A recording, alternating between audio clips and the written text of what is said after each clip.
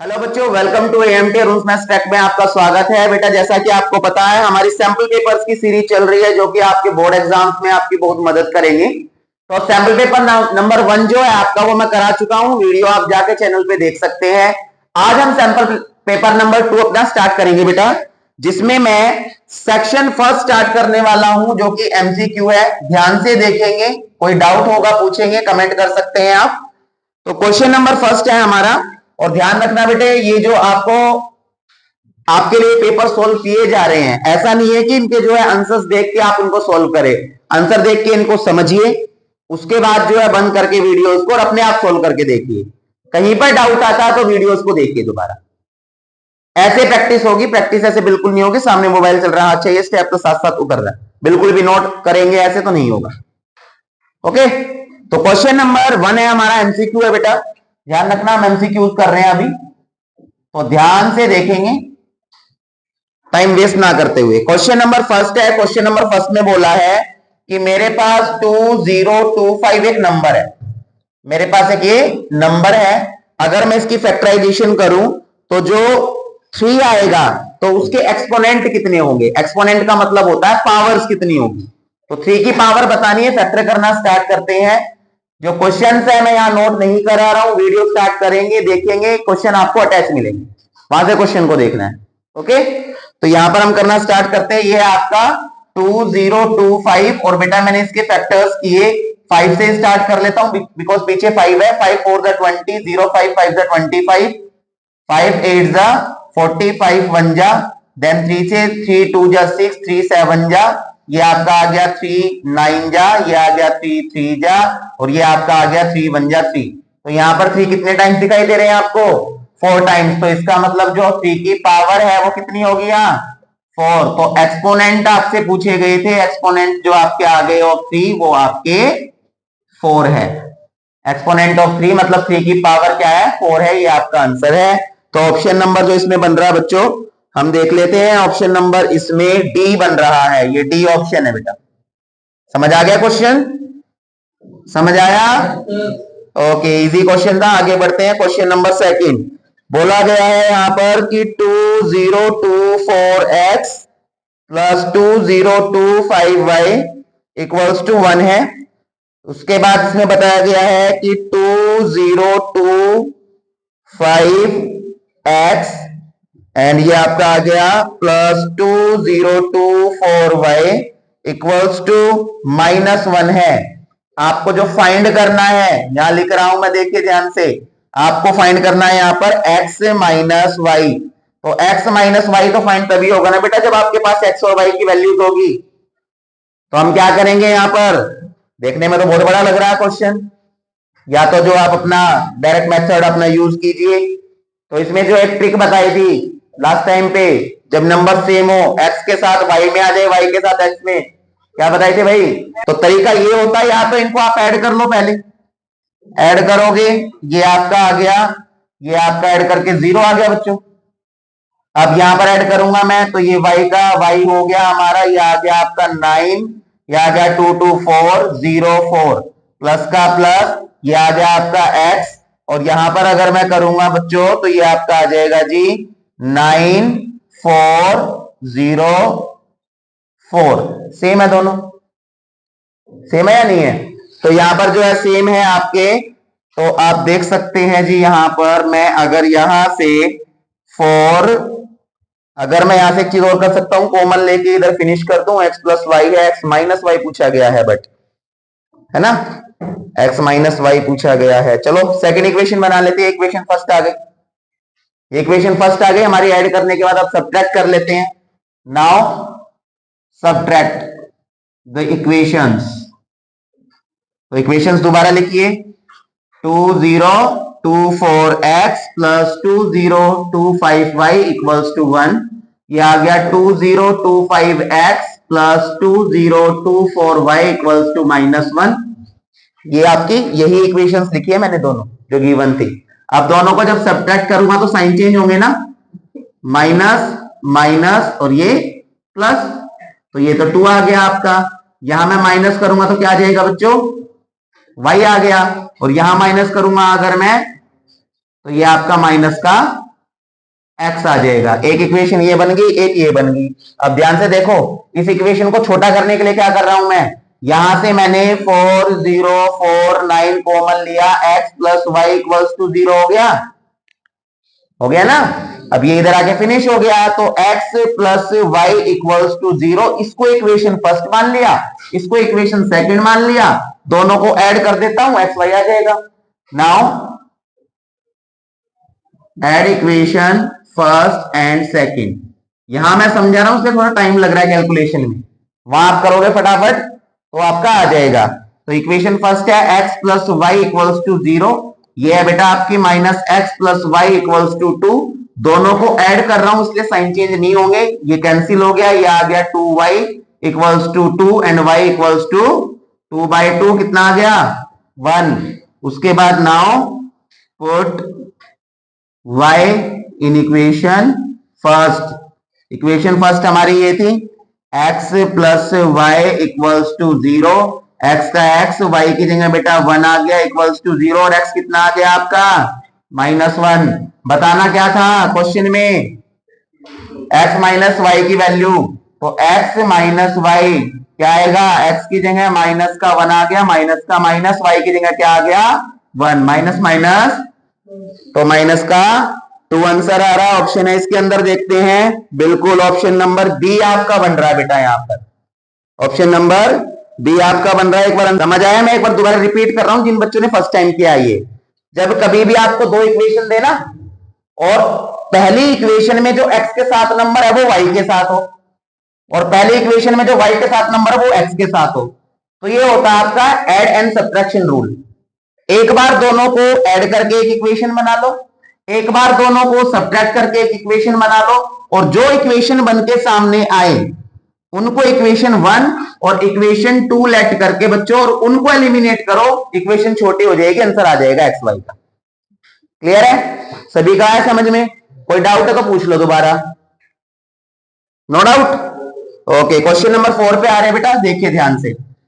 Sorry, question number 3 है, 4 नहीं है। तो थर्ड क्वेश्चन है बच्चों। थर्ड क्वेश्चन में मेरे को बोला गया है, एक मिनट, हार्ड कॉपी मैंने निकलवाई नहीं है तो ये सॉफ्ट कॉपी से ही करा रहा हूं।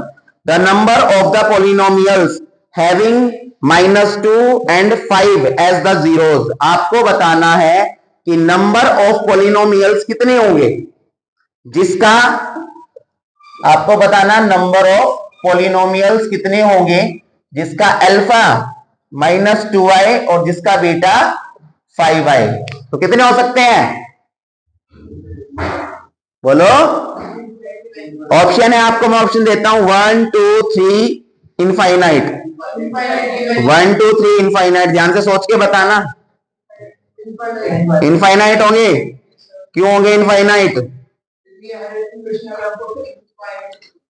तो एक चीज का ध्यान रखना बच्चों, जब कभी भी आपके पास कोई दो जीरोस दे दे, अल्फा और बीटा दे दे, और अल्फा बीटा देने के बाद आपसे पूछ ले कि इन अल्फा और बीटा वो इक्वेशंस बतानी है, नंबर ऑफ इक्वेशन जिनके अल्फा बीटा ये होंगे, तो ध्यान रखना बेटा, ऐसी इनफाइनाइट इक्वेशंस होती है जिसके जो अल्फा बीटा है ये सेम निकल जाए, many infinite numbers of equations. तो इसका ऑप्शन जो बन रहा है हमारा, ऑप्शन नंबर बेटा इसमें डी बन रहा है, बिल्कुल डी ऑप्शन है। ये है आपका इनफाइनाइट। यहां पर कोई सोल्व नहीं करना आपको, यहां पर कोई सोल्व नहीं करना, बस ध्यान रखो, अगर अल्फा बीटा दे दिया और पूछ लिया कि नंबर ऑफ इक्वेशंस कितनी होगी जिसके अल्फा बीटा ये निकलेंगे, तो वहां पर इनफाइनाइट है। ओके, नेक्स्ट पे आते हैं बेटा, क्वेश्चन नंबर 4। क्वेश्चन नंबर 4 जो है इसमें बोला है हमारे को, which of the following is not a quadratic equation. Quadratic equation कौन सी नहीं है? तो क्वाड्रेटिक इक्वेशन कौन सी नहीं है, इसमें जो है नॉट अ क्वाड्रेटिक इक्वेशन। तो बेटा ये ऐसा ही क्वेश्चन हमने सैंपल पेपर नंबर 1 में भी करा था, जिनमें हम इक्वेशंस को सोल्व कर करके देखते हैं। मैं एक पार्ट आपको सोल्व करके दिखा रहा हूं, जैसे ए पार्ट है इसका, इसमें क्या करना है, ए पार्ट है, ये लिखा हुआ है x प्लस 2 का होल स्क्वायर, और यहां पर है 2x प्लस 3। इनको सोल्व करके देखना है, जैसे भी ये सोल्व हो रहा है, a plus b whole square का फॉर्मूला, एक्स स्क्वेयर, 2 का स्क्वेयर 4, 2ab मल्टीप्लाई करके 4x बनेगा, 2 को x से किया 2x, 2 को 3 से किया 6, ये आ गया एक्स स्क्वेयर, ये आपका 4 है बच्चों, ये 4x है, 2x इधर आके माइनस हो गया, 6 इधर आके माइनस हो गया, इक्वल्स टू 0। एक्स स्क्वेयर कोई और टर्म नहीं है, सेम लिख दिया। यहां पर ये देखो x वाली टर्म है, प्लस माइनस माइनस, 4x से 2x माइनस किया, 2x बच गया, बड़ा नंबर ये सामने प्लस का प्लस। अब ये विदाउट x वाली है तो माइनस प्लस माइनस, 6 से 4 माइनस किया 2 बच गया, बड़ा नंबर ये सामने माइनस का माइनस इक्वल्स टू 0, यानी कि एक क्वाड्रेटिक इक्वेशन है। तो आप क्या करोगे, आप ऐसे ही इन सभी ऑप्शंस को सॉल्व करेंगे बच्चों, और सॉल्व करने के बाद आंसर तो मैं यहां पर आपको बता देता हूं, आंसर मैं यहां बता रहा हूं, लेकिन आपको जो है सॉल्व करके देखनी है बेटा इन क्वेश्चंस को, ठीक है। तो यहां पर जो इसका आंसर बनेगा, मैं डायरेक्ट आंसर लिख रहा हूं बिकॉज आप सॉल्यूशन आप कर लेंगे इसका। तो यहां पर जो सी है इसका ऑप्शन ठीक होगा, सी आपका क्वाड्रेटिक इक्वेशन नहीं है। क्लियर, सॉल्व कर लेंगे। ओके, नेक्स्ट क्वेश्चन देखते हैं हम। अब बेटा क्वेश्चन नंबर 5 देखते हैं हम। क्वेश्चन नंबर 5 में बोला गया है आपको वैल्यू निकालनी है किसकी, एक्स की, वैल्यू ऑफ एक्स आपको फाइंड करना है, और आपको 3 टर्म्स दी गई है, 3 टर्म्स, और वो तीनों टर्म जो है कंसेक्यूटिव टर्म्स है ऑफ एपी, एपी की कंसेक्यूटिव टर्म्स है। तो ये है 2x, सेकंड टर्म है आपकी x प्लस 10, और थर्ड टर्म बच्चों आपकी वो है 3x प्लस 2। ये आपकी एपी की 3 टर्म आ गई। आपको क्या निकालना है, x निकालना है। x कैसे निकलेगा, देखिए एपी है, तो एपी हम किसको बोलते हैं, जिसमें 2 टर्म्स के बीच का डिफरेंस सेम हो, कहने का मतलब कॉमन डिफरेंस सेम हो, उसको तो एपी कहेंगे। तो अगर मैं a2 माइनस a1, अगर मैं a2 माइनस a1 निकालू, माइनस करूं तो क्या निकलेगा, d निकलेगा। और अगर मैं a3 में से a2 माइनस करूं तो क्या निकलेगा, d निकलेगा। तो इससे भी d निकल रहा है, इससे भी कॉमन डिफरेंस निकल रहा है, इसका मतलब कॉमन डिफरेंस सेम होगा बिकॉज एपी है। सॉल्व कर दीजिए, a2 है आपका x प्लस 10, वैल्यू रख दिया मैंने, माइनस का माइनस, a1 है मेरे पास 2x इक्वल, a3 है मेरे पास 3x प्लस 2 माइनस a2 है बच्चों मेरे पास x प्लस 10। सॉल्व करेंगे यहां पर, x 2x माइनस किया, x प्लस 10 का 10 आ गया, यहां पर ये आपका आ गया 3x प्लस 2, यहां माइनस है साइन चेंज होंगे, तो प्लस का x माइनस x हो गया, प्लस का 10 माइनस 10 हो गया। इसको सेम लिखा मैंने, या आप देखिए यहां ध्यान से आप देख सकते हो, माइनस x से माइनस x कैंसिल हो गया है, अगर कैंसिल हो गया 10 बच गया, 10 इधर आके क्या हो गया प्लस, यहां पर क्या बच गया था आपका प्लस का 2, ये प्लस का 2 इसको भी इधर ले आओ, माइनस 2, ये 3x बच गया। दोबारा देख लीजिए, माइनस x से माइनस x कैंसिल, 10 यहां का नंबर, ये माइनस 10 इधर आ गया, प्लस का 10, प्लस 2 इधर आ गया, माइनस का 2, और ये 3x का 3x लिख दिया, 10 प्लस 10 20 बन गया, माइनस 2 का 2 3x, माइनस 2 किया 18 बना, 3 मल्टीप्लाई है बच्चों, इधर आके डिवाइड हो गया, x की वैल्यू कट करके क्या निकल गई 6, और x की वैल्यू जो आपकी निकली है, ऑप्शन देख लेते हैं कौन सा ऑप्शन आपका ठीक है। तो यहां पर ऑप्शन नंबर ए, फिफ्थ का ऑप्शन नंबर ए आपका बेटा ठीक निकला है। समझ आ गया, क्वेश्चन ऐसा पूछा जा सकता है एमसीक्यूज के अंदर, ध्यान रखना जब एपी दे दे और ऐसे वैल्यू पूछ ले तो a2 minus a1 equals to a3 minus a2 रख देना है। और ये कंसेप्ट जो मैंने बताया ये कई क्वेश्चंस में भी यूज होगा आगे जाके, क्लियर है। तो यहां पर क्वेश्चन नंबर हम 6 के आते हैं बच्चों। 6 क्वेश्चन है, यहां पर बोला गया है इफ, क्वेश्चन में बोल दिया बेटा if 1 plus 2 plus 3 plus 4 plus dot dot dot plus 50, इन सभी का सम निकालना है, और जब सम हम निकाल लेंगे तो यहां पर ये आपका क्या हो जाएगा 25 के इक्वल है बच्चों, ये 25 के इक्वल है। तो आपको फाइंड के, आपको इस के की वैल्यू बतानी है कि ये के की वैल्यू क्या होगी, क्लियर है। अगर मैं इनका सम करूं यहां पर किसका 1 2 3 4 5 का, तो टोटल टर्म्स कितनी है 50, यानी n/2। उसके बाद ब्रैकेट में फॉर्मूला होता है a प्लस एल, फॉर्मूला लिख देता हूं आपके समझ में आ जाएगा, n/2 a प्लस एल का फॉर्मूला लगा रहा हूं, और सम करके कितना आ रहा है 25 के, n है मेरे पास 50, यानी कि नंबर ऑफ टर्म 1 से लेके 50 तक है, दिखाई दे रही है 50 है। उसके बाद a फर्स्ट टर्म मेरे पास 1 है, लास्ट टर्म मेरे पास है कितनी 50, ये आ गई आपकी 25k, यहां कैंसिल कर दिया मैंने, 25 हो गया, 25 प्लस करके आ गया बेटा ये 51, ये आपका आ गया 25, ये आपका 51, 25 से 25 कैंसिल, के की वैल्यू कितनी आ गई 51। समझ आया क्वेश्चन, क्लियर हुआ? तो यहाँ पर जो ऑप्शन आपका बन रहा है 51, ये आपका ऑप्शन नंबर बी बन रहा है बेटा, यहाँ पर ऑप्शन बी इसका ठीक है। क्वेश्चन समझ में आ गया होगा सभी को? ओके, क्वेश्चन नंबर 7 पे आते हैं। क्वेश्चन नंबर जो 7 है आपका, डिस्टेंस बिटवीन द पॉइंट्स। अब देखो यहाँ पर पॉइंट की जगह बच्चों को कंफ्यूज करने के लिए क्या दे दिया, मान लीजिए ये आपकी ए पॉइंट है, ये बी पॉइंट है, इसके कोऑर्डिनेट जो गिवन है वो आपका cos 30 डिग्री कोमा ये आपका sin 30 डिग्री, ये आ गया जी।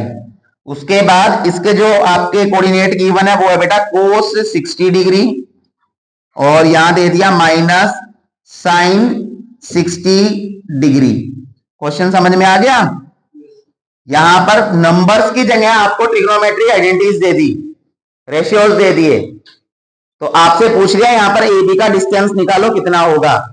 तो डिस्टेंस ऑफ ए बी, तो डिस्टेंस फॉर्मूला चैप्टर नंबर 7 में हमने पढ़ा हुआ है, फॉर्मूला होता है आपका x2 माइनस x1 का whole square plus y2 minus y1 का होल स्क्वायर।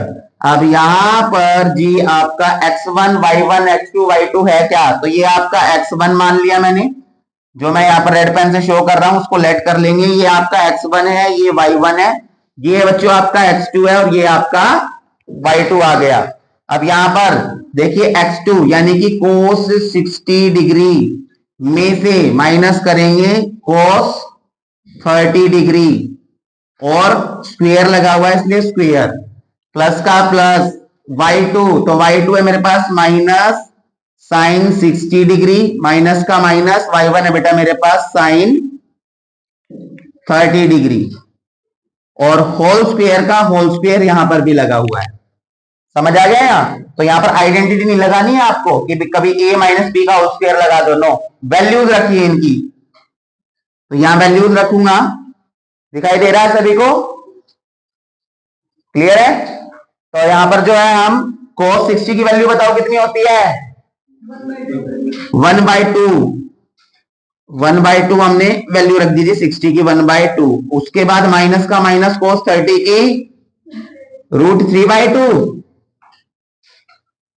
हाँ ना में जवाब दोगे, √3/2 होती है। उसके बाद यहां माइनस का माइनस आ गया, sin 60 की वैल्यू √3/2, sin 60 की √3/2 होगी, और sin 30 की वैल्यू बच्चों 1/2 आ गया, होल स्क्वायर का होल स्क्वायर। अब आगे सॉल्व करेंगे, दोनों का एलसीएम लिया मैंने, यहां पर रूट लगा दिया जी, एलसीएम ले लिया दोनों का, ये आपका आ गया 2, और ऊपर आ गया 1 माइनस √3 का होल स्क्वायर, प्लस का प्लस। इसके बाद यहां पर भी अगर मैं एलसीएम लूंगा तो ये आपका 2 आ गया, ये आ गया माइनस √3 माइनस का 1 और इसका होल स्क्वायर। अब इनका स्क्वायर ओपन करेंगे, ध्यान से देख लीजिए, इसका स्क्वायर ओपन किया तो a minus B whole square का formula a square plus b square minus 2ab, और नीचे आ गया आपका 2 2 जा 4।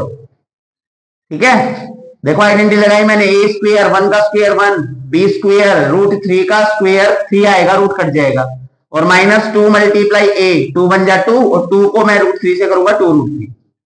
यहां पर अगर मैं करूंगा प्लस का प्लस, यहां से आप चाहो तो माइनस कॉमन भी ले सकते हो, नहीं लेना चाहो आपकी मर्जी है, a माइनस बी का होल स्क्वायर, माइनस √3 का स्क्वायर करूंगा 3 आ गया, प्लस 1 का स्क्वायर किया 1 आ गया, और यहाँ माइनस 2ab, तो माइनस 2ab, तो माइनस 2 के साथ माइनस 3 मल्टीप्लाई होगा, प्लस का बन जाएगा 2√3 बन गया यहाँ पर, और ये आपका आ गया 4 का 4 क्योंकि 2 का स्क्वायर है। आगे फटाफट सोल्व करता हूं मैं, ये आपका आ गया 4 माइनस 2√3 अपॉन में 4, पूरे के ऊपर है रूट, प्लस यहाँ पर क्या बेटा मैंने 4 प्लस 2√3 अपॉन में 4। आगे देख लेते हैं जी, यहाँ पर भी एलसीएम लिया जा रहा है, आप देख सकते हो 4 डिनोमिनेटर सेम है। आगे करेंगे अगर हम इसको तो यह ऊपर सेम आ जाएगा 4 2√3 प्लस, और ये भी सेम आ गया 4 प्लस 2√3, तो यहाँ 2√3 माइनस का 2√3 प्लस का कैंसिल हो गया, 4 प्लस 4 ये आपका 8 आ गया, ये आपका 4 आ गया, 4 से इसको कैंसिल किया 2, आंसर आ गया √2 यूनिट्स। डिस्टेंस आपका कितना आ गया? √2 यूनिट्स। और ऑप्शन कोई बन रहा है? बिल्कुल ऑप्शन नंबर डी इसका आपका आंसर बन रहा है बेटा। समझ आया क्वेश्चन सभी को? समझ आ रहे हैं? कोई डाउट तो नहीं है? ठीक है, आगे चलते हैं बेटा। अब हम बात करेंगे अपनी क्वेश्चन नंबर 8 की। तो क्वेश्चन नंबर 8 में ये बोला गया आपको कि आपके पास एक पॉइंट है और जो पॉइंट दिया गया आपको वो गिवन है आपका -3, 5। तो -3 यानी कि एक्स पॉजिटिव यहां होता है, एक्स नेगेटिव, यहाँ वाई पॉजिटिव, वाई नेगेटिव। तो ये है -3 यानी एक्स इधर है -3, वाई 5 इधर है। तो ये आपका इस तरफ बन गया यहाँ -3, 5। अब इसकी आपको मिरर इमेज बतानी है कि इसकी मिरर इमेज क्या होगी अगर आप इसको ग्राफ के ऊपर देखेंगे तो देखो बेटा, एक्स एक्सिस की बात की गई है तो मिरर इमेज दो तरीके से बनती है, दो एक्सिस पे। एक्स एक्सिस की बात करेगा तो इसका मतलब ऊपर से नीचे या नीचे से ऊपर। एक्स एक्सिस की बात की मिरर इमेज में तो या तो ऊपर वाला नीचे बनेगा या नीचे वाला ऊपर। और अगर वाई एक्सिस की बात कर ली इसने तो जो पॉइंट है वो या तो राइट साइड बनेगा वाई के या लेफ्ट साइड। तो इस चीज का ध्यान रखना है, क्वेश्चन में ध्यान से पढ़ना है कौन सी एक्सिस की बात की जा रही है आपसे। ओके, तो यहां पर ये एक्स एक्सिस की बात कर रहे हैं, mirror image to x axis. तो एक्स एक्सिस की बात करेंगे तो ध्यान रखना जी, इसकी इमेज नीचे बनेगी, यानी कि ये कहां आ जाएगा? नीचे आ जाएगा इस तरीके से।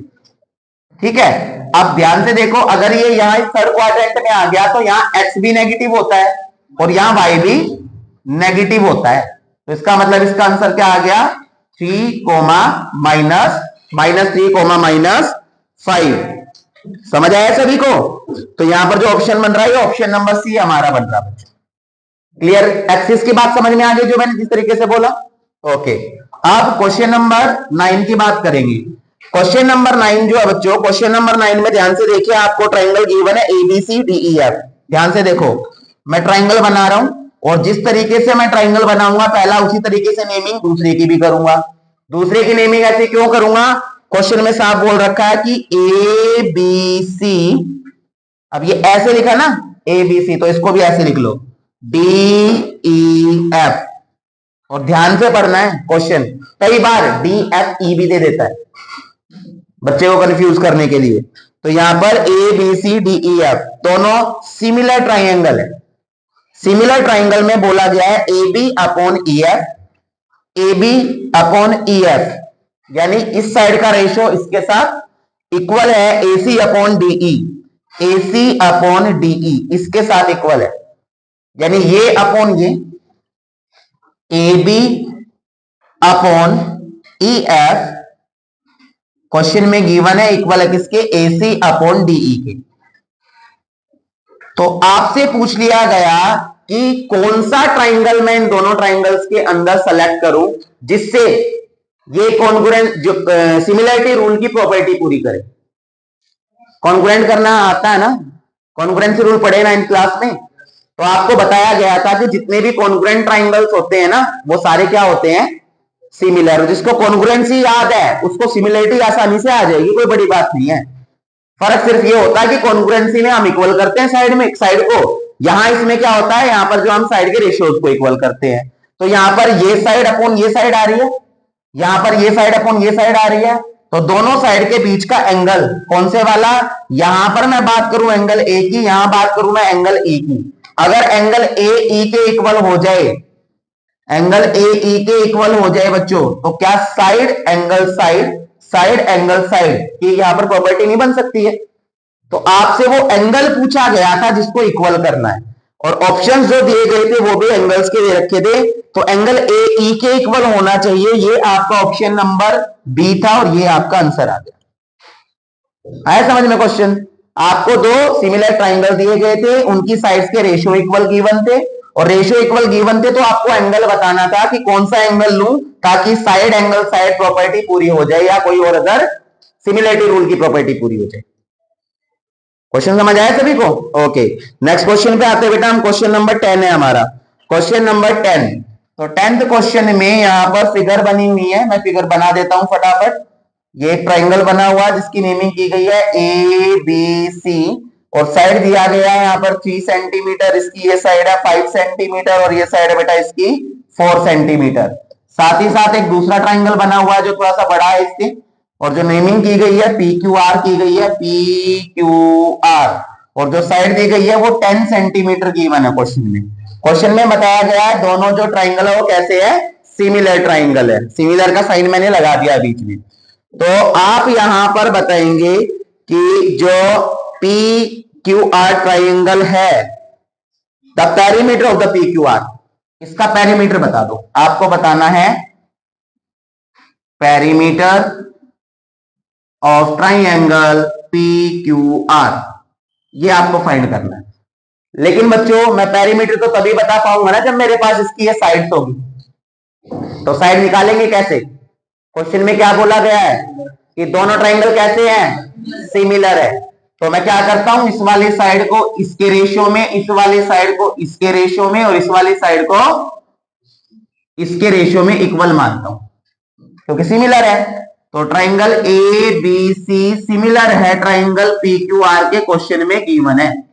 तो इसका मतलब AB upon PQ, AB upon PQ equal होगा BC upon QR, BC upon QR, and equal होगा किसके, AC अपॉन PR के, AC अपॉन PR के। यही होता है ना। तो यहां पर मेरे पास AC और PR है, मेरे पास ये दो साइड्स नहीं है इसकी, कौन सी, PQ और QR। तो मैं यहां पर सिमिलरिटी रूल का यूज करके इनको निकालूंगा। सबसे पहले मुझे पता है यहाँ कि AC अपॉन PR है क्या, तो AC मेरे पास है बच्चों 5 और PR मेरे पास गिवन है 10। दोनों को मैंने कैंसिल किया, 5 1 जा 5 2 जा, यानी कि इनकी साइड्स के बीच में जो रेशियो है वो कितना है, 1:2 है। पता है मुझे। अब मैं सेकंड की बात करता हूं, कैसी, मैंने ली AB upon PQ, AB upon PQ equals to, ये भी कितना होगा, 1/2 ही होगा। रेशियो जो मैं निकाल चुका हूं ये रहा रेशियो, तो रेशियो तो सबका 1/2 ही होगा, सेम होगा।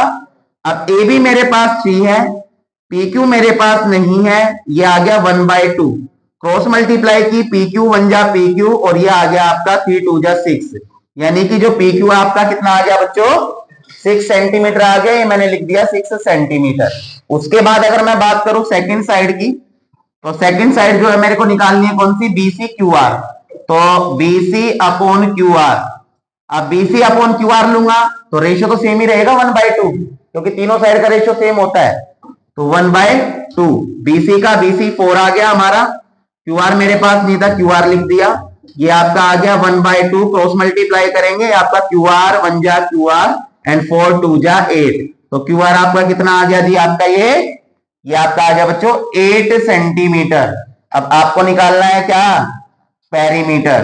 तो पेरीमीटर ऑफ ट्राइंगल PQR, तो पेरीमीटर में क्या करेंगे, तीनों साइड का सम। तो यहां पर सम किया मैंने PQ plus QR plus PR। अब PQ कितना भाई मेरे पास 6 सेंटीमीटर, QR कितना है 8 सेंटीमीटर, PR कितना है 10 सेंटीमीटर। सम करूंगा तो 6 18 14 एंड 24 सेंटीमीटर, ये आपका पेरीमीटर आ गया। ऑप्शन नंबर कौन सा बना, ऑप्शन नंबर यहां पर बना भैया आपका 24 बी ऑप्शन बन रहा है आपका, बी ऑप्शन, ठीक है। आया क्वेश्चन समझ में सभी को। नेक्स्ट देखते हैं बेटा। अब बेटा हम जो अपना क्वेश्चन नंबर 11 देखते हैं। 11th क्वेश्चन जिस कंसेप्ट में आपको दिया गया है वो क्या है कि हमारे पास एक ट्राइंगल है जिसके अंदर सर्कल बना हुआ है, या सेंटर से जो है 3 परपेंडिकुलर ड्रॉ किए गए हैं 90 डिग्री के है जो, और यहां पर जो ये रेडियस है ये R गिवन है। ट्राइंगल की तीनों साइड्स की लेंथ हमें गिवन है, हाइपोटेन्यूज 25 है, ये आपका परपेंडिकुलर 24 है, बेस आपका 7 है। आपको R निकालना क्वेश्चन में, आपको क्वेश्चन में निकालना है R, यानी कि फाइंड रेडियस। तो जब हम रेडियस फाइंड करेंगे तो किस तरीके से फाइंड होगी रेडियस, ध्यान से देखो बेटा। यहां पर हम कंस्ट्रक्शन करेंगे, तो मैं कंस्ट्रक्शन लिखवा तो नहीं रहा हूं क्योंकि एमसीक्यूज है, लेकिन ऐसा क्वेश्चन आ जाए तो ध्यान रखना आपको। यहां मैंने B को O से ज्वाइन कर दिया, फिर मैंने जो है O को C से, और यहां मैंने O को A से ज्वाइन कर दिया, ये मैंने यहां ज्वाइन कर ली तीनों। अब यहां पर आपको मालूम है बेटा कि अगर मैं यहां पर एरिया निकालूं ए ओ बी ट्राइंगल का, दिखाई दे रहा है ए ओ बी। तो यहां पर मैं अगर लिखूं area triangle A O B और उसमें प्लस करूं मैं area triangle B O C, area triangle B O C और उसमें प्लस करूं ए ओ सी का area, area triangle A O C. ध्यान से देख लेना, मैंने यहां पर ए ओ बी लिया ट्राइंगल, फिर प्लस किया बी ओ सी, फिर बेटा उसमें प्लस किया मैंने ए ओ सी। इन तीनों ट्राइंगल का सम करके क्या ए सी बी या ए बी सी ट्राइंगल का एरिया बन जाएगा? बनेगा नहीं बनेगा? आपके जो टेंजेंट वाला चैप्टर है सर्कल 10 चैप्टर, उसके अंदर जो है 12th क्वेश्चन है कैसा ही उस तरीके के कंसेप्ट का ही क्वेश्चन है ये। तो तीनों ट्राइंगल का एरिया जब मैंने प्लस किया तो वो एरिया बन गया ट्राइंगल एबीसी का। अब देखो इसका फॉर्मूला होता है half into base into height, plus इसका फॉर्मूला भी होता है half into base into height, plus इसका भी फॉर्मूला होता है half into base into height. और बेटा यहां पर भी मैंने फॉर्मूला लगा दिया half into base into height. ठीक है, तो मैं एओबी की बात कर रहा हूं, 1/2 का 1/2 आप कॉमन ले लीजिए, सभी में से 1/2 मैंने कॉमन ले लिया। तो यहां बेस, तो बेस कितना है 25, हाइट है आर, तो 25 और हाइट है मेरे पास आर, प्लस हाफ बार आ चुका है बेस किसका बीओसी का, तो बीओसी का बेस 7 इंटू में हाइट, हाइट कितनी है आर है, यहां पर भी हाइट रेडियस दी गई है आर, प्लस 1/2 बाहर आ गया, इसका बेस कितना 24 और हाइट, हाइट बेटा इसकी भी आर है, इक्वल्स टू 1/2 का 1/2 एबीसी का एरिया निकालूंगा तो हाफ का हाफ, बेस है इसका 7 और हाइट है 24, तो 7 इंटू 24 ये मैंने ले लिया। अब यहां पर देखा मैंने कि 1/2 के साथ साथ आर भी कॉमन है, आर ले लिया मैंने, ये बच गया 25 प्लस में 7 प्लस में 24 इक्वल्स टू, यहां कट किया इसको इससे कट कर दिया 12 और ये आपका आ गया 84। समझ आ गया यहां तक? अब ये 1/2 तो 2 इधर जाएगा तो क्या हो जाएगा 84 के साथ ये मल्टीप्लाई हो गया बेटा 2, प्लस करूंगा तो 4 7 11 16 का 6 कैरी 1 3 और 2 5 56 और यहां मल्टीप्लाई का मल्टीप्लाई। अब बेटा यहां आगे कर रहा हूं मैं, ध्यान से देखिए या यहीं कर देता हूं कैलकुलेशन। तो यहां पर जब मैं करूंगा तो ये 56 मल्टीप्लाई इधर आके क्या हो जाएगा डिवाइड, तो r इक्वल्स टू 84/2 एंड 56 बेटा इधर आके हो गया आपका डिवाइड। कट कीजिए 2 1 जा 2 28, अब मैं करूंगा 7 4 जा 28, 7 1 जा 7 2 जा 4 1 जा 4 3 जा, पूरा कैंसिल करने के बाद आपकी जो रेडियस आई वो कितनी आ गई 3 सेंटीमीटर रेडियस आ गई। समझ आया क्वेश्चन, कंसेप्ट आ गया क्लियर? ऐसा क्वेश्चन आएगा तो तीन जो ट्राइंगल बन रहे हैं उनका एरिया एक बड़े ट्राइंगल के इक्वल रख देना, आपका सॉल्यूशन आपके सामने आ जाएगा। और इसका जो ऑप्शन हुआ बेटा ये आपका ऑप्शन ए बन रहा है 3 सेंटीमीटर। क्लियर हुआ क्वेश्चन? क्लियर हुआ? ओके, क्वेश्चन नंबर 12 देखो बेटा, क्वेश्चन नंबर 12 में आइडेंटिटी पूछ रखी है ट्रिग्नोमेट्री की कि which one of the following is not equals to unity. आपको फॉर्मूले में बताना है कि ये जो फॉर्मूले लिखे हुए हैं यूनिटी के इक्वल कौन सा फॉर्मूला नहीं है, यूनिटी का मतलब 1 के इक्वल नहीं है। तो यहां पर मैं बात करूंगा, या ए ऑप्शन दिया गया है बच्चों, ध्यान से देखो, sine square x plus cos square x, तो ये तो 1 होता है, सभी को मालूम है ये तो 1 है, ये नहीं हो सकता। आपको बताना जो 1 के इक्वल नहीं है। दूसरा इसने लिखा हुआ है कोट स्क्वेयर ए माइनस कोसेक स्क्वेयर ए, अब ये कहां से बना, ये कहां से बना, ध्यान से देखो, फॉर्मूला होता है 1 plus cot square A equals to cosec square A, ये होता ना फॉर्मूला।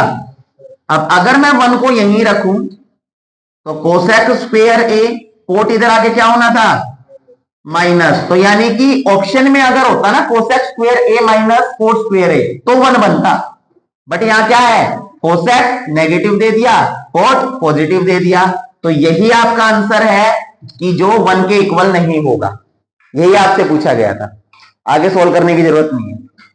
समझ आया क्वेश्चन सभी को? ओके, नेक्स्ट क्वेश्चन पे आते हैं, क्वेश्चन नंबर 13।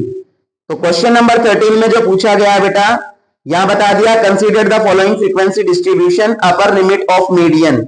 आपको क्वेश्चन नंबर 13 के अंदर एक टेबल बनी हुई है बेटा, टेबल में जो है 13 में आपको बता रखा है यहाँ पर क्लास, और इस तरफ जो दिया हुआ है फ्रीक्वेंसी दी रखी है बेटा।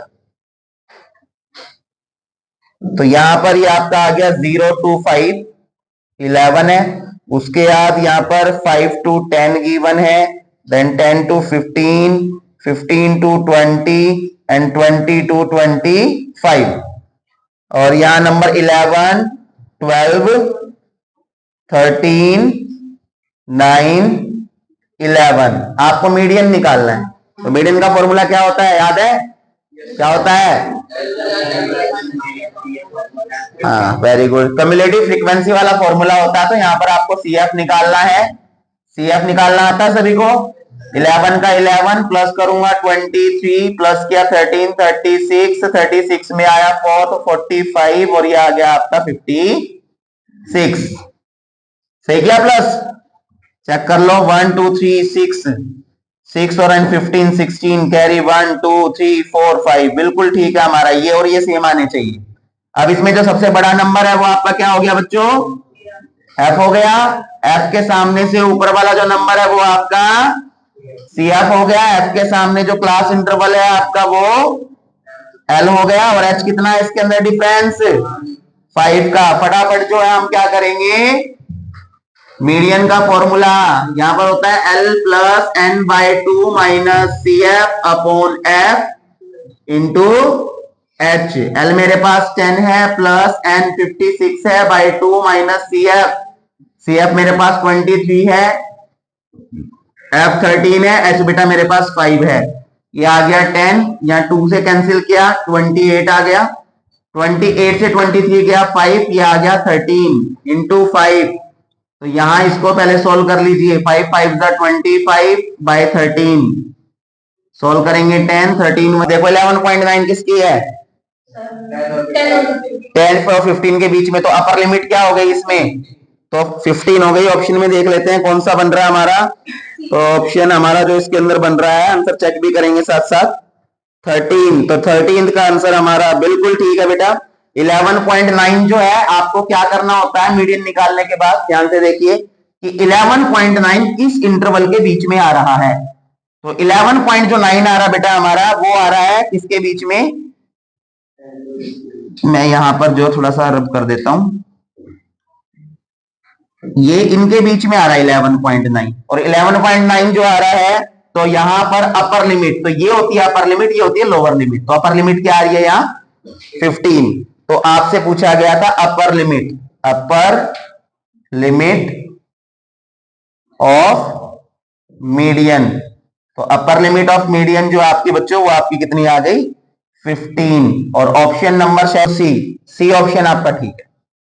समझ आ गया क्वेश्चन? क्लियर हुआ? ठीक है, आगे देखते हैं। हम करते हैं अपना क्वेश्चन नंबर 14। तो 14th क्वेश्चन के अंदर जो बोला गया है बेटा, इंपेरिकल फॉर्मूला यहां पर लिखा हुआ है। तो इंपेरिकल फॉर्मूला के अंदर relation between the three measures of the central tendency B A median equals to mode plus B mean, ये आपको क्वेश्चन के अंदर गिवन है।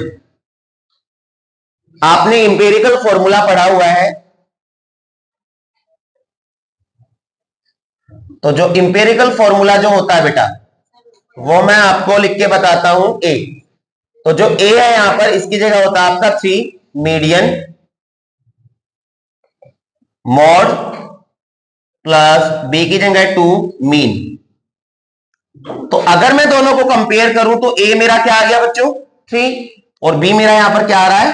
2। समझ आ गया? अब आगे जो क्वेश्चन में आपसे पूछा गया है, क्वेश्चन में आपसे पूछा गया है आपको फाइंड करना है 2b प्लस 3a, इसकी वैल्यू। तो वैल्यू पुट कर दीजिए सीधे। 2 का 2 आ गया, b की जगह 2 आ गया हमारा, प्लस 3a की जगह हमारा 3 आ गया। 2 2 जा 4, 3 3 जा 9, आंसर हमारा कितना बना? 13। और जो ऑप्शन नंबर आपका सी है बेटा वो यहां पर करेक्ट है। क्वेश्चन आ गया समझ में? इंपीरिकल फॉर्मूला दिया गया था जिसमें आपके पास नंबर्स नहीं थे यहां पर, तो वो इंपीरिकल फॉर्मूला जिसको याद है वो तो इसको कर देगा, फॉर्मूला याद नहीं है तो क्वेश्चन अटेम्प्ट नहीं हो पाएगा। तो मैंने यहां पर जो है फॉर्मूला लिखा, दोनों को कंपेयर किया तो मुझे पता चला ए मेरा यहाँ 3 है और बी मेरा 2 है। इसके अंदर जो आपसे पूछी गई थी वैल्यू, इसके अंदर मैंने ए और बी की वैल्यू पुट की, सोल्व किया, आंसर आपका आ गया। क्लियर है, समझ आया? ठीक है, क्वेश्चन नंबर नेक्स्ट पे चलते हैं, क्वेश्चन नंबर 15। तो क्वेश्चन नंबर 15 जो आपका, from an external point Q, यहां पर देखिए साथ साथ फिगर बनाऊंगा, सर्कल दे रखा है यहां पर, बाहर एक पॉइंट है क्यू, ये मैंने क्यू पॉइंट बना लिया बच्चों, और क्यू पॉइंट से the length of the tangent to a circle is 12। यहां से एक टेंजेंट बनी हुई है, तो कुछ पॉइंट मेरे को गिवन नहीं है यहां पर, इसलिए मैं इसको जो है पी पॉइंट ले लेता हूं, और ये 12 सेंटीमीटर आपको दे दिया गया है क्वेश्चन में। आगे बोला गया है यहां पर, and the distance of Q from the centre, ये सेंटर है और सेंटर से जो क्यू का डिस्टेंस है बच्चों, ये आपको 13 सेंटीमीटर गिवन है। आपसे रेडियस पूछ ली गई है, फाइंड द रेडियस। तो क्वेश्चन बहुत इजी हो गया है ना, पर इन क्वेश्चंस में गलती कहां करते हैं बच्चे, फिगर नहीं बना पाते।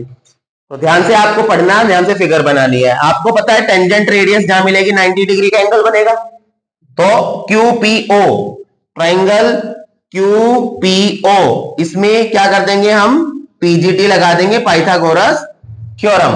यहां आगे सोल्व कर रहा हूं, ध्यान से देखिएगा। यहां पर ये आपकी होती है H square equals to P square plus B square. तो हाइपोटेन्यूज है बच्चों यहाँ 13 का स्क्वेयर आ गया, परपेंडिकुलर 12 है तो 12 स्क्वेयर, और जो बेस है बच्चों, बेस हमारी रेडियस थी यहाँ पर, तो मैं इसको आर से रिप्रेजेंट कर रहा हूं, आप यहाँ आर स्क्वेयर लिख सकते हो। 13 इंटू 13 169, 12 का स्क्वेयर 144 प्लस आर स्क्वेयर, 169 144 यहाँ माइनस हो गया, ये आपका आ गया आर स्क्वेयर, माइनस करके ये 25 आपका आ गया equals to r square, square यहां से कट कर दिया, रूट लग गया, रेडियस कितनी आ गई बच्चों, 5 सेंटीमीटर। और ऑप्शन नंबर जो इसमें आपका बन रहा है, आपका ऑप्शन नंबर बी, तो बी आपका ऑप्शन ठीक है। क्वेश्चन आया समझ में सभी को? ठीक है बेटे, आगे बढ़ते हैं हम, क्वेश्चन नंबर 16। तो 16th क्वेश्चन में यहां पर बोला गया है, फिगर बनी हुई है यहाँ, तो इजी क्वेश्चन है, मैं फिगर बना के फटाफट आपको समझा देता हूं। ये एक सर्कल बना हुआ है, ये यहां पर एक डायमीटर गिवन है, ये आपका सेंटर है O, और इस तरीके से ये बना हुआ है, ये आपका A, ये आपका, एक सेकेंड जी, A है, ये आपका P है, ये आपको B गिवन है, ये आपका O पॉइंट है, और यहां पर 115 गिवन है बेटा ये। तो आपको यहां पर APO निकालना है, APO। तो APO यानी कि ये वाला, जिसको मैं अलग कलर से जो है रिप्रेजेंट कर रहा हूं, ये वाला आपको निकाल के बताना है।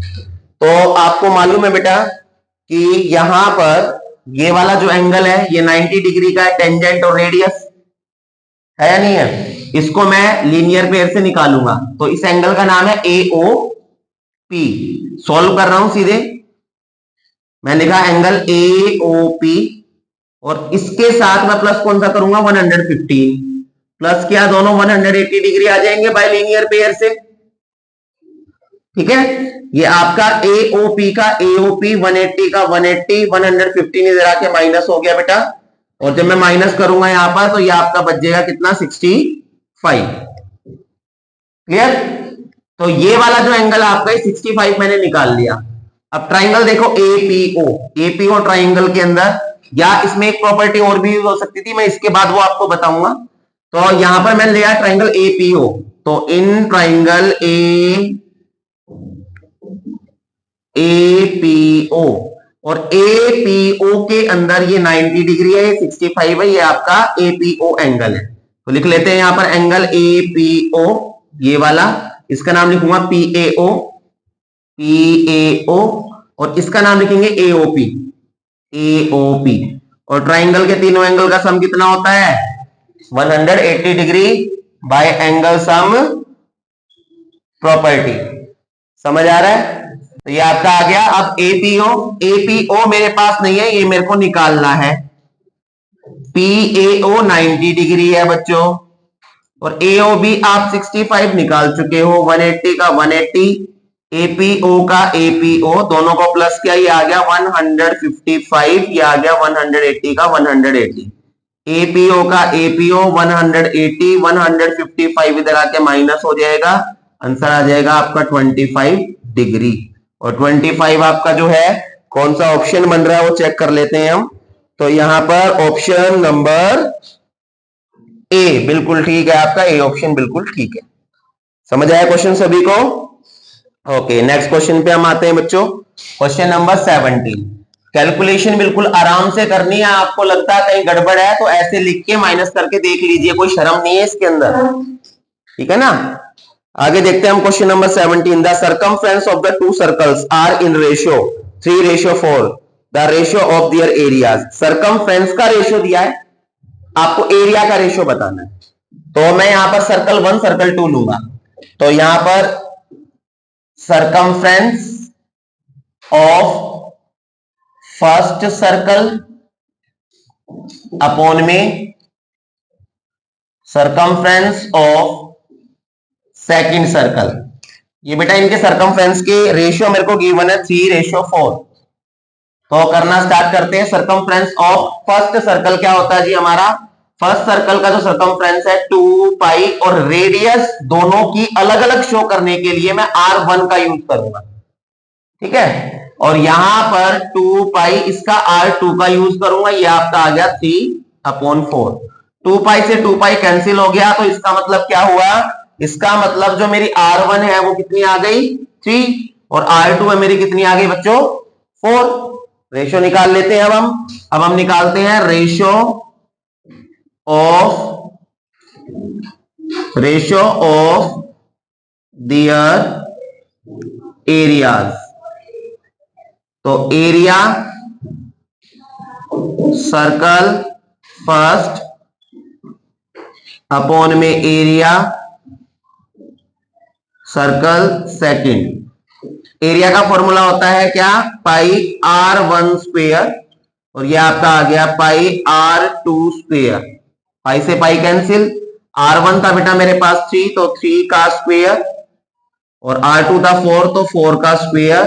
3 3 जा 9, और ये आ गया 16। कैंसिल हो तो कैंसिल कीजिए, अदरवाइज आपका आंसर यही बनेगा 9:16। ऑप्शन चेक कर लेते तो 9:16 बिल्कुल ठीक है, ये आपका ऑप्शन नंबर सी बन रहा है। क्वेश्चन आया समझ में सभी को? ऐसे क्वेश्चन एग्जाम में पूछे जाते हैं, एमसीक्यूज में। बड़े नहीं है, बस वो ध्यान से करने हैं, फॉर्मूले आपको याद होने चाहिए, आप तुरंत कर देंगे, ठीक है। समझ आए? आगे बढ़ते हैं। अब बेटा हम जो क्वेश्चन नंबर अपना 18 देखते हैं, 17 तक कर चुके हैं हम। तो 18th जो क्वेश्चन है आपका, इसमें बोला गया है an event is mostly unlikely to happen, its probability is. आपको 4 ऑप्शन दे दिए गए हैं। फर्स्ट जो ऑप्शन है आपका वो है 0.0001। उसके बाद जो बी है आपका ऑप्शन वो है बेटा 0.001। जो सी ऑप्शन है आपका वो है 0.01, और डी ऑप्शन जो है बच्चों आपका वो है 0.1। आपको बताना इन चारों में से वो कौन सा ऑप्शन है जो अनलाइकली हैपन होगा। अनलाइकली का मतलब होता है क्या? कि जिसकी प्रोबेबिलिटी होने के सबसे कम चांस हो। अनलाइक जहां जाएगा ना, इसका मतलब जिसकी प्रोबेबिलिटी होने के सबसे कम चांस है। तो आपको पता है किसी भी चीज की होने की प्रोबेबिलिटी, किसी भी चीज की ना होने की प्रोबेबिलिटी, दोनों का सम 1 होता है। प्रोबेबिलिटी ऑफ इवेंट ई पढ़ा हुआ आपने formula, probability of not event E, दोनों का सम इक्वल्स टू 1 होता है। तो जो नंबर 1 के ज्यादा नियर होगा वो होगा लाइक, यानी लाइकली हैपन, वो हो सकता है। और जो नंबर 1 से जितना दूर होगा, इसका मतलब उसकी प्रोबेबिलिटी होने के चांस सबसे कम है। तो 1 से सबसे दूर नंबर ये वाला है, बिकॉज ये है 0.1, ये है 0.01, मींस ये इससे छोटा दूर चला गया 1 से। अब ये आ गया, इसके आगे 2 0 आ गई, 1 से और दूर चला गया, और यहां 3 0, तो ये 1 से सबसे ज्यादा दूर है, ठीक है ना। तो इसका ऑप्शन आपका ये ए आ गया, अनलाइकली हैपन की प्रोबेबिलिटी आपसे पूछेगी। समझ आ गया? क्लियर हुआ? ओके, क्वेश्चन नंबर 19 पे आते हैं बेटा। 19th जो क्वेश्चन है इसमें बोला गया है असर्शन रीजन, तो इसको हम पढ़ेंगे। Line joining the mid point of two sides of a triangle is parallel to the third side. 9th class के अंदर मिड पॉइंट थ्योरम पढ़ी थी सभी ने, चैप्टर नंबर 8 क्वाड्रिलेटरल के अंदर। तो जो हमने पढ़ी थी उसी का जो आपको बताया गया है कि अगर मेरे पास कोई ट्राइंगल है, ट्राइंगल की टू साइड्स के मिड पॉइंट को अगर मैं मिलाऊंगा तो ये वाली साइड इसके पैरेलल होगी। ये आपको असर्शन गिवन है। रीजन है if a line divides two sides of the triangle in the same ratio then it's parallel to the third side. तो इसमें बताया गया है, अब ये तो एमपीटी के बारे में बता दिया, अब यहां पर इसने बीपीटी के बारे में बता दिया जी। बीपीटी के बारे में क्या बताया इसने कि अगर मान लीजिए कोई लाइन, यानी ये लाइन है और ये इन टू साइड्स को इक्वल रेशियोज में बांटती है, यानी 1:2 तो 1:2, तो वो हमेशा क्या होता है, ये लाइन इसके पैरेलल होती है। तो यहां पर ए बी ठीक है और यहां पर बी भी ठीक, आर भी ठीक है, यानी असर्शन भी ठीक है और रीजन भी ठीक है, और रीजन असर्शन को क्या कर रहा है, एक्सप्लेन भी कर रहा है। तो इसका जो आंसर आएगा 19 का वो आपका ए आ जाएगा बच्चों आंसर, क्योंकि ए में लिखा हुआ है both assertion and reasons are true and reason is correct explanation of A. समझ आ गया? Okay, question number 20 last MCQ है हमारा, इस पे आते हैं। तो इस एमसीक्यू में बोला गया जी 20 के अंदर, 2 coins are tossed simultaneously, possible outcomes are 2 head, 1 head and 1 tail, 2 tail। तो ये आपको दो सिक्के बताए गए हैं, दो सिक्कों को टॉस किया गया है। तो आपको पता है जब दो कॉइन्स को टॉस किया जाता है तो आउटकम्स क्या बनते हैं बच्चों, हेड हेड, उसके बाद हेड टेल, उसके बाद टेल टेल, उसके बाद टेल हेड, ये 4 आउटकम्स होते हैं बेटा। अब इसमें बताया गया कि the probability of getting 2 head is, तो यहां पर 2 हेड आने की प्रोबेबिलिटी इसने क्या दे रखी है, 1/3 दे रखी है। तो पहली बात तो ये असर्शन ही इसका गलत है, बिकॉज 2 हेड आने की प्रोबेबिलिटी 1/4 होनी चाहिए थी ना, 1 यानी एक आउटकम और टोटल 4 आउटकम नीचे। तो असर्शन तो यहां पर क्या हो गया आपका, असर्शन यहां पर गलत हो गया। इसके बाद जो है रीजन देख लीजिए, probabilities of equally likely outcomes of an experiment are always equal. इसने बोला कि आउटकम्स जो आते हैं ना हमारे पास, जब भी हम किसी की निकाले प्रोबेबिलिटी, तो आउटकम्स सारे हमेशा इक्वल आते हैं, ये बात इसने बोली है। तो बिल्कुल हो सकता है। यहां पर अगर मैं बात करूं डबल हेड की तो 1/4, 1 हेड की बात करूं तो यहाँ पे 2/4 हो गया। तो इस तरीके से बता रखा, तो इसमें ऑप्शन आपको क्या लग रहा है, तो असर्शन तो गलत है यहाँ, तो रीजन ठीक है, इसका असर्शन गलत है, तो डी ऑप्शन इसका बन रहा है बच्चों। इसने लिखा है A is false but R is true, तो ऑप्शन जो है आपका कौन सा, डी इसका सही होगा, ये आपका आंसर है। समझ आया क्वेश्चन? इसने असर्शन में ही गलत बोल दिया था कि जो है इसकी प्रोबेबिलिटी डबल हेड आने की क्या होगी, 1/3, तो असर्शन तो गलत ही है, 1/4 होनी चाहिए थी।